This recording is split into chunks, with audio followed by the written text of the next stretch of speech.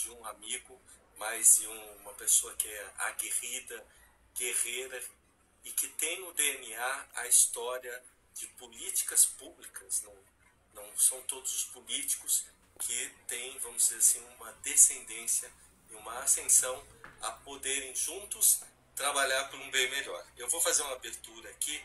Eu escrevi esse texto para a televisão e em um determinado momento eu quero referenciar essa pessoa, de uma pessoa que traz, que leve ali uns bons fluidos no começo de minha carreira.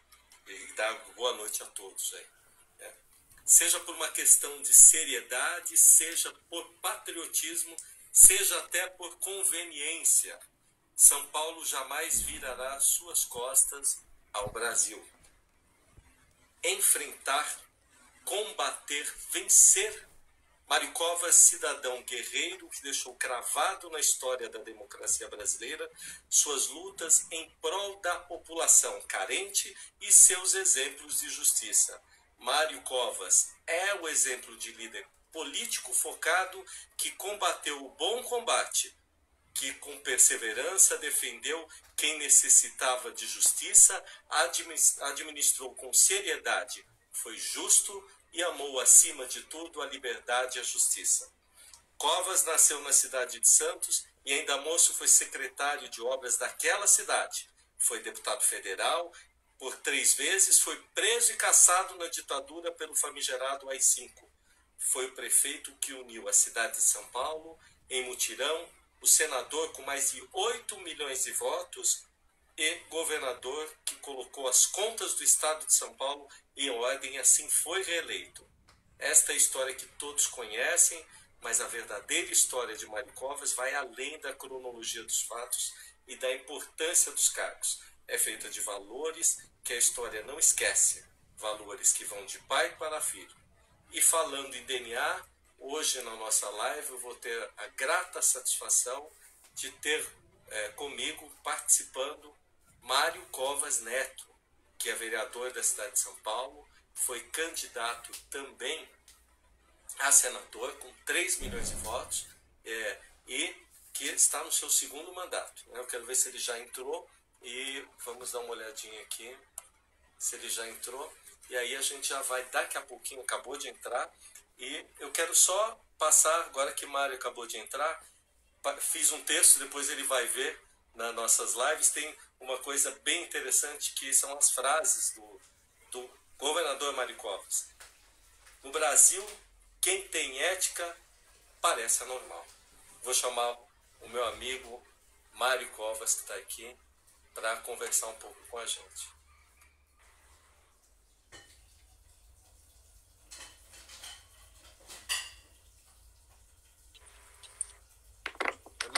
Oi? Boa noite. Tudo bem? Tudo bem? Bem, e você? Eu fiz uma abertura que depois você vai ver na live, mas contando essa cronologia do tempo e esse prazer que eu tenho de ter sua amizade hoje e ter conhecido como Foca. Seu pai, por várias vezes, me nos pronunciamentos que tinha ali no Palácio do Governo, né? E eu acho... E hoje é dia do aniversário dele, né, Mário? Você colocou no seu Face, faria 90 anos, né? 90 de 1930. De 30, você vê. O político começou em Santos, foi governador 2 vezes, foi senador, enfim, ele tinha DNA, né? E para quem eu conhecia, como eu uma vez fiz fazer uma matéria, e ele estava entrando nas escolas, olhando as carteiras, e olhando mesmo, e reclamava, e de manga, camisa de manga, enfim, né? Essa escola não tá boa, tá faltando isso aqui na carteira. Eu era repórter, eu vi isso. Então eu tenho uma honra, assim, eu já te contei várias vezes, uma honra enorme de estar podendo falar contigo e discutir um pouco, porque eu percebi que você tem essa questão de política pública cravada em você. Pode discutir assunto do governo do estado, discutir assunto do governo federativo ou do município, você conhece os meandros, não da política, mas da política pública, da lei. Então, eu queria te agradecer que você está aí falando comigo de novo hoje. Que é isso. Muito obrigado. Obrigado. Sabe que é um prazer. Nós fizemos isso uns 10 dias atrás, mais ou menos. Foi. Teve bastante. Foi muito intenso. Porque eu como gosto de falar, começo falando, termino, e acabou passando muito rápido daquele nosso encontro. E ficou com gostinho de quero mais. Então a gente está aqui hoje continuando essa nossa conversa. Eu só vou pedir para você ajudar, que eu estou com um delay aqui. Eu vou abaixar e o meu som, vê se parou o delay. Deixa eu ver. Não, ainda está, mas está mais baixinho agora. Porque eu tenho que abaixar aqui para a sua voz ser melhor para o pessoal. Se eu colocar aquele fonezinho, fica tão bom. Entendi. Então tá ótimo, tá tudo bem. Olha aqui, hoje é um dia especial. Meu pai faria aniversário hoje, 90 anos. E é engraçado, 90 anos que ele faria de nascimento, mas ele tem 19 anos já que ele faleceu. E é uma coisa muito interessante, sabe, Walter? Eu tenho repetido isso. 19 anos é uma geração, 20 anos, uma geração. Talvez até 2 gerações. Mas ele continua muito presente. A lembrança dele, da postura dele, da atividade política que ele exerceu, como exerceu, com a intensidade que exerceu, com os exemplos que ele deixou, ainda hoje são lembrados. E não são lembrados só pelo pessoal que estava ao seu lado naquele momento, seja do PSDB e tal. Mas é lembrado como referência por gente de vários partidos, de várias crenças do ponto de vista político, mas que acabam reconhecendo nele a posição de alguém que foi capaz de buscar os seus objetivos com ética, com honradez, com muita seriedade, dedicação. E acabou que a passagem dele, ele teve uma ótima passagem no Legislativo.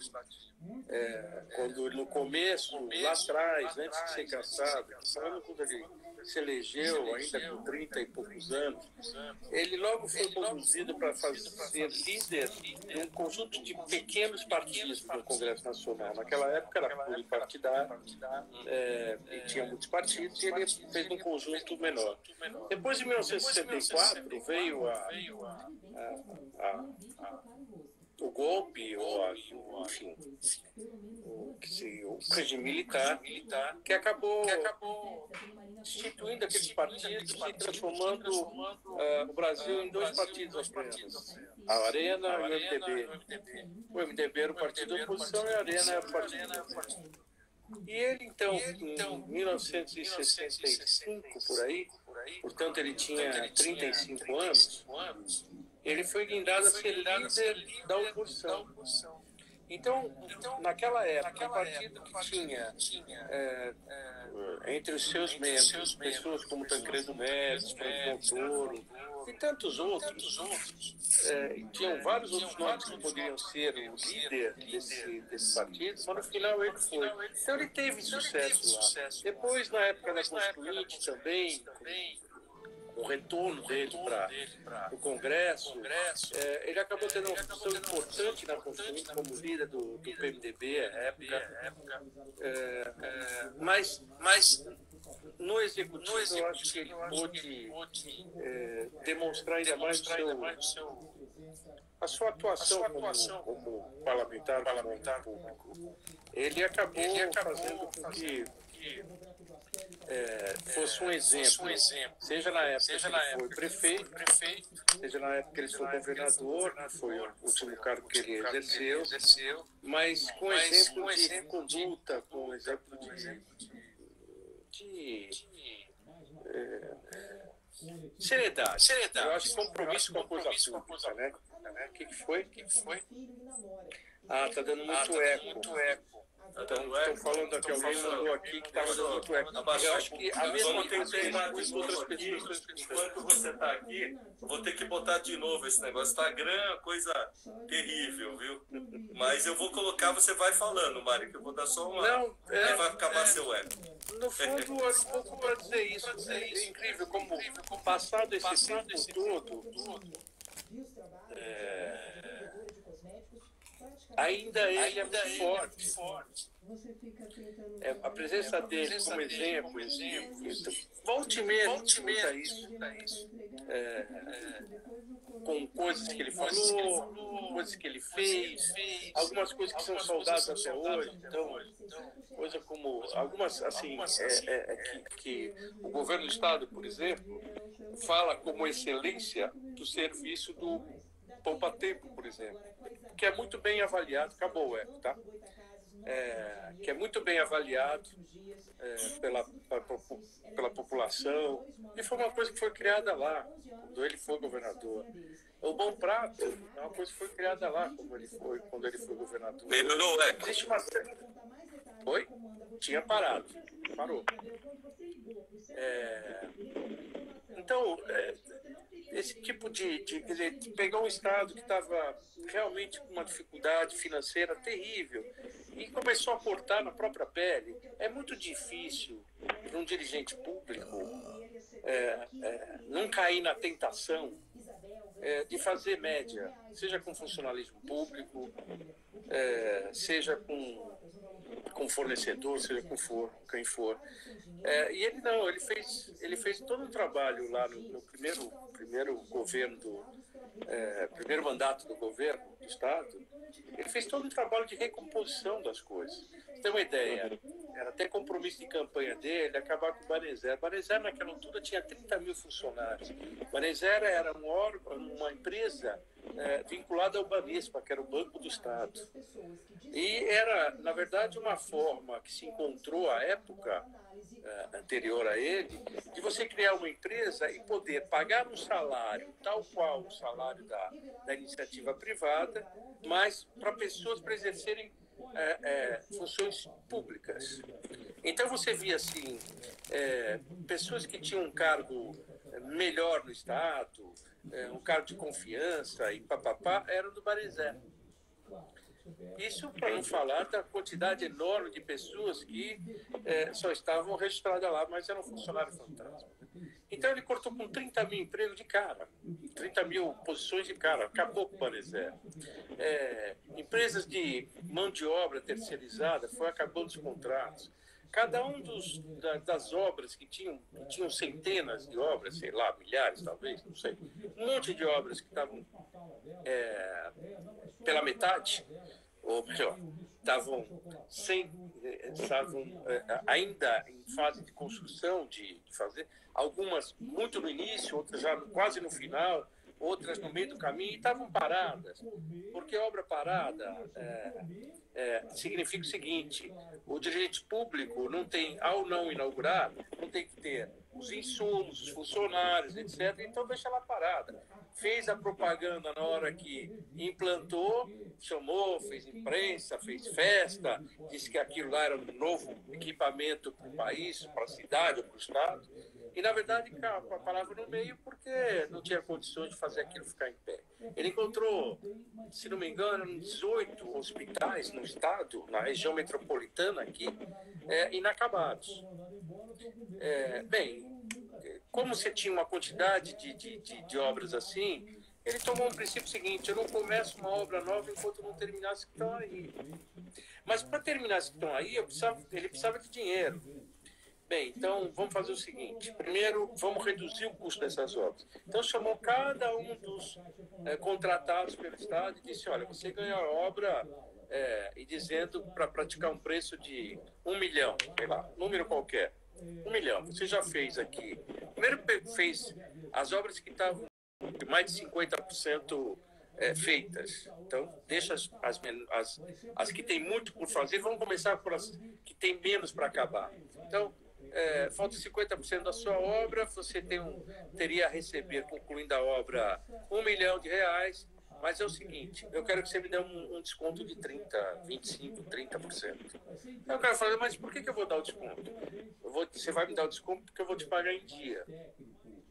Ao contrário do que se fazia, e que era uma prática muito comum no passado, especialmente na época de inflação, que se atrasava os pagamentos, porque no final, como o pagamento era no valor da moeda, não se pagava a correção, deixava para o cara brigar a correção depois. E com isso era uma maneira do Estado ficar enrolando as pessoas. O que fez com que quem participava de licitação, já antevendo essa demora no recebimento, já colocava um sobrepreço. Porque já que eu vou perder, eu vou pôr acima para tentar perder menos. Bom, na hora que ele chama o cara, eu quero te dar o desconto porque eu vou te pagar em dia. E aí o cara dava o desconto e ele pagava em dia. Com isso, ele ganhava a credibilidade desse pessoal de que ele cumpria a palavra dada. E isso que foi criando um conceito de que no Estado a palavra dada, empenhada, ela é cumprida. A ponto do seguinte, teve um banco aqui, naquela época, que começou a emprestar dinheiro para quem tinha contrato com o Estado, simplesmente porque sabia que ia se receber em dia. Entendeu? Sem nenhuma outra garantia, a não ser o fato de que ele sabia que essa credibilidade, essa coisa, para um homem público, é muito difícil de você conquistar. É muito fácil a população se decepcionar com o público e amanhã dizer, pô, mas o cara fala na eleição, ele fala isso, e no mandato ele age de forma diferente. É verdade. Então, isso, a coisa dele foi de tal forma de ficar brigando pelos números até o final, que em 4 anos ele conseguiu recuperar o Estado a ponto de... Ele recuperou o Estado financeiramente, mas popularmente ele estava muito mal. Porque as pessoas... Pô, mas como é que o Estado... Né, as coisas não andam, não tem uma ponte nova, não tem uma... Enfim, né? Que aí... na reeleição dele, ele sofreu muito. Começou a eleição quinta, em alguns lugares ele era 5º colocado, 4º colocado, 3º colocado, e foi para a eleição e foi para o segundo turno por 70 mil votos. Quase que ele não vai para o segundo turno. E no segundo turno ele ganhou a eleição com Maluf. No segundo mandato, aí não. As coisas estavam num outro patamar. O Estado já tinha deslanchado. Ele já saiu daquela fase de acerto de contas para uma fase de expansão. E aí muitas coisas aconteceram nesse período. E muitas coisas foram inovadoras. Hoje, quando se fala em PPP, aquela parceria público-privada, é uma coisa fácil, comum de você ouvir e tal, mas isso não existia naquela época. Onde foi implantado em primeiro lugar foi aqui no Estado. Quando se fez as concessões às rodovias, todas as rodovias, principais rodovias do Estado, se fez sempre com o objetivo do seguinte: quem ganhar vai ter que fazer a conservação, mas vai ter que ampliar. Então, quando se fez a concessão, por exemplo, da Imigrantes, o concessionário teve que fazer a outra... Você só tinha uma pista de subida na serra, você não tinha descida. Ele teve que fazer aquela construção. Na Bandeirantes, teve que fazer aquela marginal toda e uma ligação até Limeira, que não existia. Enfim, em todos os lugares você tinha eles tinham que fazer essas obras, então era fazer obras, conservar e ser pago pelo dinheiro do pedágio. Mas ele só ia conseguir o dinheiro do pedágio depois que ele concluísse as obras. Com isso, o sujeito andou rápido para fazer as obras. E o Estado deslanchou. Hoje, se você... A pesquisa de quem é do setor, das 10 ou das 15 melhores estados de São Paulo, do Brasil, a maioria está concentrada aqui em São Paulo. Por esse tipo de política. Não era... Enfim, tem um monte de exemplos que ele... É que a gente...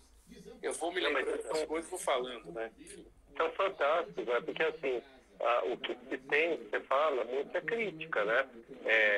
E tem uma coisa que eu me lembro das reportagens dele, que a gente chegava para uma coletiva, ele fazia aquela coletiva às vezes no saguão, às vezes lá em cima, e ele era sempre muito preciso, né? Isso é assim, e é dessa forma, era pontual, né? Pontual sempre, né? Então, e era o que você falava, o que ele falava, o que ele fazia, não estava lá. Mesmo que a mídia cobrasse, ela viu o resultado. Eu fiz algumas da Secretaria da Educação, fiz no Palácio, nunca vi um ponto de discórdia numa coisa e outra. Não tinha muito o que reclamar, agora a política sempre sofre mesmo, né?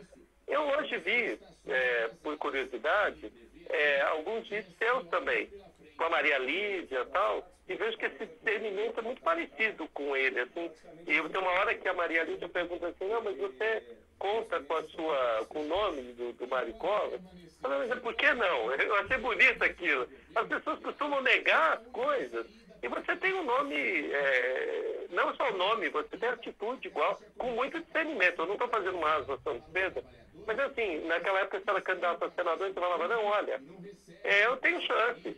Ah, mas você quer ser vice-governador? Não, eu quero ser candidato a senador. E você teve 3 milhões de votos, poxa, não é qualquer coisa, né? Mas tinha muito pé no chão, não tinha... Você nesse aspecto igualzinho, seu pai. Não tem nariz empinado, é uma coisa muito pontual, entendeu? Não é. É engraçado, eu gosto desse teu jeito, viu? Muito obrigado. Mas eu acho que isso enfim, talvez essa característica dele eu tenha pegado, mas a verdade é que eu vi, é muito comum, eu vi ele agir de um jeito que eu acho muito parecido nesse caso, que é o seguinte, é muito comum um ente público pensar na próxima eleição ou nas próximas eleições. Então ele já faz planejamento, ele acabou de sair de uma eleição, ele já está pensando na próxima e já começa a se planejar para outra eleição.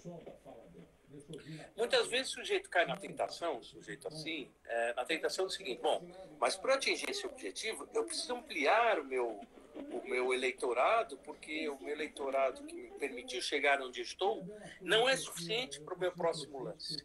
E aí ele começa a fazer coisas para conquistar novos eleitorados, etc. E ele esquece daquele eleitorado que fez ele chegar lá. E eu penso exatamente ao contrário. Eu acho o seguinte, se você foi eleito para exercer uma função, o melhor jeito de você chegar numa outra função é você tentar fazer o melhor possível ou o melhor possível para corresponder àquelas pessoas que te colocaram lá. Porque se você deixá-las satisfeitas, elas mesmas serão as primeiras pessoas a fazer campanha para você e você é guindado para uma outra posição. Então, quando me perguntam assim, mas quais são os seus planos no futuro? Olha, meu amigo, primeiro que eu não sei no futuro quanto tempo eu vou durar, né? Fazer muito para frente é bobagem. Segundo, que se eu não for capaz de fazer bem o que eu estou fazendo, não há plano que eu faça para o futuro que vai dar certo. E terceiro, se você fizer bem o que está fazendo, no mínimo, você está sendo fiel ou está sendo um representante, que no final que nós somos eleitos para ser representante, você está sendo fiel com quem te colocou lá. E meu pai era bem assim, bem desse jeito. Ele não estava muito preocupado, essa atitude dele no governo, ele sabia que eleitoralmente para ele era ruim. Chegaram as pessoas para ele e falaram, você precisa fazer propaganda para dizer o que você está fazendo aqui, gastar um pouco em propaganda. Ele falou, não vou gastar. Mas tem que informar as pessoas que não, eu não vou gastar. Eu não consigo gastar um dinheiro em propaganda, gastar um dinheiro grande em propaganda, quando eu ainda não tenho alguns problemas que são fundamentais resolvidos. Me violenta fazer isso. E eu acho que isso, e era absolutamente sincero, tanto que ele quase custou a reeleição dele, quase ele perde a eleição.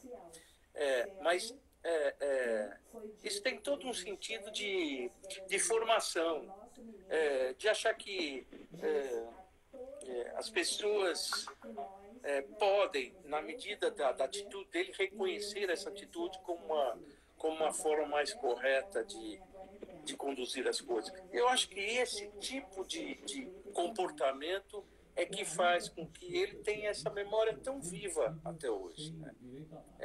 É muito impressionante isso. Eu quero te narrar um dia, você devia estar lá, a gente fez a festa do Miguel Reale, eu era coordenador do IASP. E eu pedi subir ali, tá? Era o vice, era o Alckmin, né? E eu subi, né, no andar, assim, na ânsia de conhecer. Eu falei, será que ele vai lembrar de mim e tal, né? Subi ali no andar, porque eu queria que abrisse a frente. Porque o Miguel Hermes já estava velhinho, 80 anos, né? Seu papai já estava com câncer, né? E aí eu consegui subir e falei, não tive muita dificuldade, falei, queria pedir para poder abrir a frente, porque tem aqueles leões na frente do palácio e tal, vai vir o professor Miguel, né? E dá para ser, porque a entrada ia ser pela lateral, foi pela frente. Ele atendeu. Impressionante. Ele falou, não, pode abrir. Assim, como se fosse assim, abre a portão ali para entrar com o carro. Entendeu? E essas atitudes, Mário, que eu não esqueço. Né? Depois desceu na festa, foi lá, andou no meio. E tem esse jeito seu, assim, é uma coisa impressionante. Eu identifico mil coisas. Às vezes um olhar, um jeito de dar risada, né? Eu acho muito interessante isso, essa genética, mas você tem uma coisa própria, né? Você tem uma coisa própria, porque você conhece o negócio, né? Inclusive eu estou vendo aqui, ó, só para te dizer, não sei se você chegou a ler, o Júlio está perguntando do negócio do kart, que todo mundo sabe que você gosta do kart. Tem uma outra pessoa aqui, que é o Cleiton, falando assim, me sinto honrado hoje morar em Iguaçu, do Tietê, entregue pelas mãos do seu pai, quando foi nosso governador. Você sabe de uma coisa, Walter? Acontece muito comigo, já aconteceu diversas vezes comigo. Meu pai, e a coisa dele na prefeitura de São Paulo, a prefeitura tem uma coisa que a população está muito próxima do prefeito, né? O governador é um pouco distante. Ele tem lá os secretários, tem os prefeitos, ele tem uma série de anteparos com a população, apesar de que meu pai gostava de chegar mais próximo. Mas como prefeito, é o prefeito mesmo. E na época que ele foi prefeito, ele teve um negócio com os mutirões de gay sarjeta, mutirões de habitação e tal. E ele foi circulava muito pela cidade. E comigo já aconteceu algumas vezes de eu estar em algum bairro periférico e de repente tem uma pessoa com mais idade, evidentemente ele foi prefeito em 1983 até 85, então já estamos falando de 45 anos atrás, então tem que ser uma pessoa com mais idade, mas que viveu naquele momento, que passou por aquele momento, viu, presenciou. E a pessoa, quando sabe que eu sou filho dele, vem e me conta uma história, sempre tem uma história, não, porque ele veio aqui, aconteceu isso, aí a gente foi em casa, aí tomou um café, e ele falou, e aconteceu e tal. E muitas vezes a pessoa se emociona e chora. E eu não consigo traduzir aqui como é que é esse sentimento.